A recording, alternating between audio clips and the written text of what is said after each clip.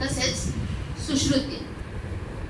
प्रथमतः तुम्हा सर्वांना कालिदास दिनाच्या आणि सुश्रुत दिनाच्या हार्दिक हार्दिक शुभेच्छा.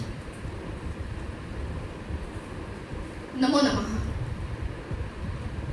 अत्रेय समारंभा वाग्भटाचार्य मध्यमा अस्मत् आचार्य पर्यंत वंदे गुरुपरंपरा.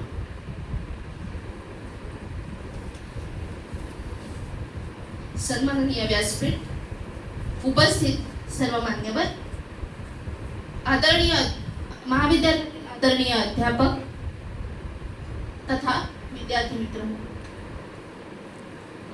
पुरा आपण मगाशी सुधागे सरांकडून ऐकला हा श्लोक.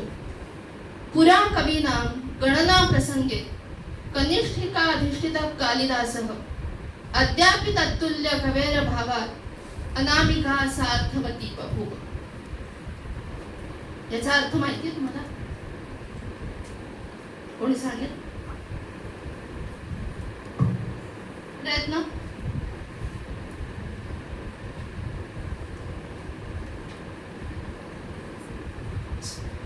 एकदा कवींची गणना करताना कालिदासाच्या नावाने करांगुली मोडल्यानंतर कनिष्ठिका म्हणजे काय? करंगळ. ती मोडल्यानंतर अंगठीच्या बोटासाठी त्याच्या तोडीच्या दुसऱ्या कवीचे नाव सापडेना. म्हणजेच कवी कालिदास किती सार्थ आणि किती श्रेष्ठ कवी होते हे आपल्याला या श्लोकातून दिसतं. म्हणून त्यांना अनामिका म्हणजे काय? करंगळ, त्याची उपमा दिलेली दिसते. म्हणजेच यावरून तुम्हाला लक्षात येतच की कवी कालिदास कोण होते. आज त्यांचा जन्मदिवस. पण तुम्हाला कोणाला माहिती आहे का की हा दिन या दिवशी का साजरा केला जातो? कोणाला माहिती आहे? थोडक्यात कोणी सांगू शकेल?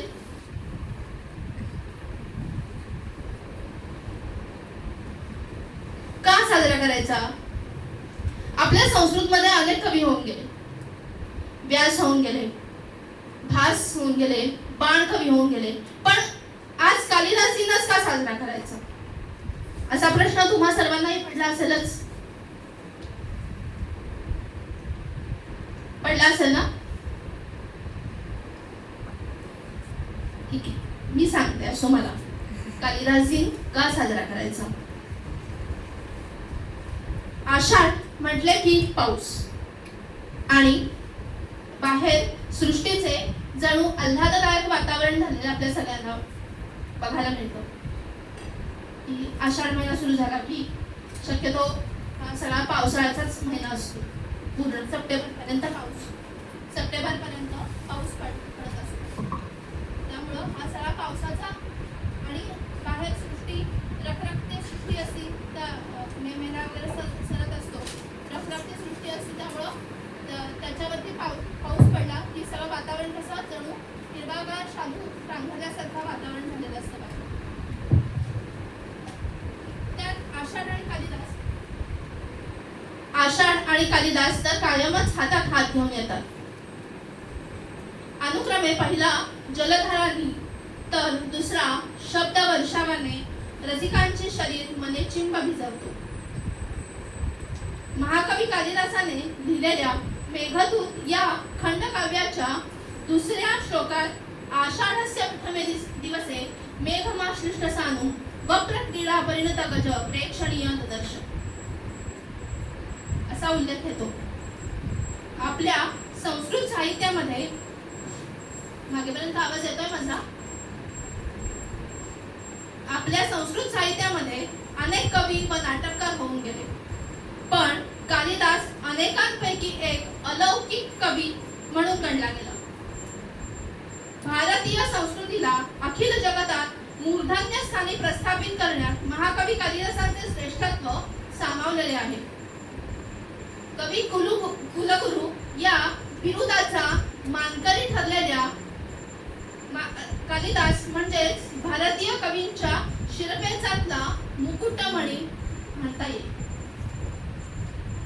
आषाढातील पडणाऱ्या पावसावरून कालिदासाने मेघदूताची रचना केली असावी आणि काव्याच्या सुरुवात सुरुवातीलाच नितांत सुंदर असे पावसाचे व त्यातील ऋतूंचे मनमोहक वर्णन केले. याचाच अर्थ कवी कालिदास हा निसर्गात रममाण होणारा कवी म्हटलेला आहे. तसेच आपल्याला माहिती आहे कालिदासांचं साहित्य, त्यात त्यांनी शृंगार हा रस वापरलेला आहे. या शृंगार रसपूर्ण असं त्यांचं काय आहे साहित्य. मग ते अभिनय शाकुंतल नाटक असेल ते त्यात शृंगार रस आपल्या सर्वांना बघायला मिळतो. या सर्व रसांमध्ये प्रधान असलेला हा रस म्हणून गणला जातो. त्याचे दोन प्रकार पडतात, एक संभोग शृंगार आणि दुसरा विप्रलंभ शृंगार. कालिदासांनी लिहिलेली नाटके या दोन्ही प्रकारच्या रसांनी युक्त असे त्यांचं साहित्य. इतर कुठल्याही कवींचं हे साहित्य नाही किंवा या साहित्यामध्ये इतर कवींनी हा रस कुठे वापरलेला आपल्याला फारसा बघायला मिळत. हे नाटक साहित्यात फारसे पाहावयास मिळत नाही. कालिदासाने संस्कृत साहित्याची दालने एकाहून एक अशा मौल्यवान रत्नांनी भरवलेली. अद्यापि असे गायन्ति कीर्ति कविवरापि नमामि कालिदासं तं भारतीयं महाकवी. जर्मन कवी मॅक्स मुलर आणि गटे इत्यादी विश्वकवींच्या साहित्यावर देखील मेघदूताचा प्रभाव पाहायला मिळतो. प्रोफेसर मॅक्स मुलर लिहितात, Rarely has a man walked our earth who observed the phenomena of living nature as accurately as he thought. His accuracy was, of course, that of a poet and not that of a scientist. मेघदूताचे नृत्य चित्रण करावे म्हणजे ते कवी कालिदासांनी. त्याची ती वर्णन करण्याची अलौकिक प्रतिभा इतर कवींपेक्षा सुद्धा निराळी आहे हे जाणवते. त्यामधील असलेली मुख्य पात्रे यक्ष आणि त्याची पत्नी हेममालिनी यांच्या विरहाची सुद्धा कथा आपल्याला मेघदूतात पाहायला मिळते. आणि हे फक्त कवी कालिदासच करू शकतो. या तसेच नागपूर जवळील रामटेक पासून उज्जैन पर्यंतचा संपूर्ण हा प्रवास, त्याचं वर्णन हे भौगोलिक वर्णन सुद्धा तुम्ही केलेलं आहे, कवी कालिदासानं केलेलं आहे. आणि एवढंच नव्हे तर एका व्यक्तीने हे संपूर्ण रामटेक पासून जे उज्जैनच्या अलकानगरी पर्यंतचा जो प्रवास आहे ना, हा संपूर्ण प्रवास 10,000 फूट उंचीवरून विमानातून एका व्यक्तीने बघितलेला आपल्याला आढळतो. म्हणजे हे जे वर्णन केलं आहे हे अतिशय तंतोतंत वर्णन केलेलं आहे.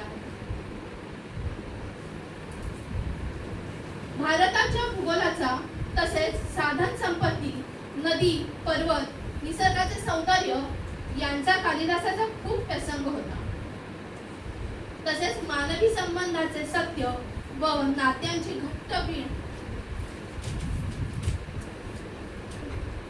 ज्याला आपण म्युच्युअल अंडरस्टँडिंग असं म्हणतो,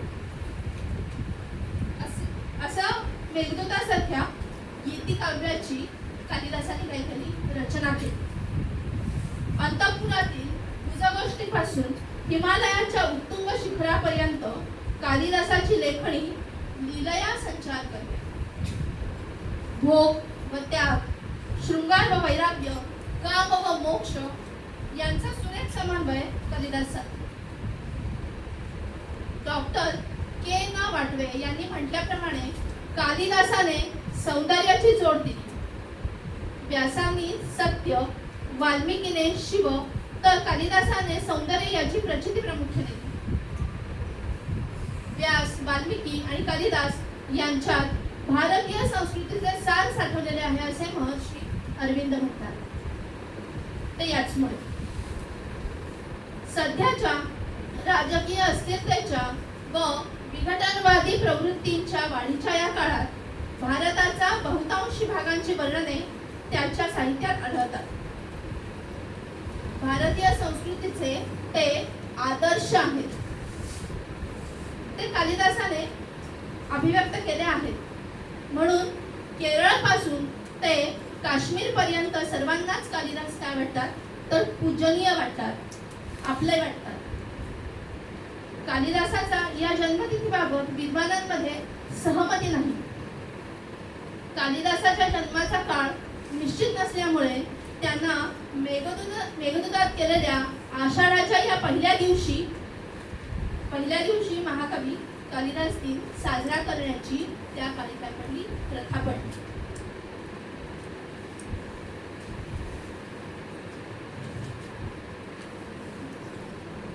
कस्यांतंत्य सुखमुपनतं दुःखमेकान्ततो वा निजय गच्छत्युपरीच दशा चक्र.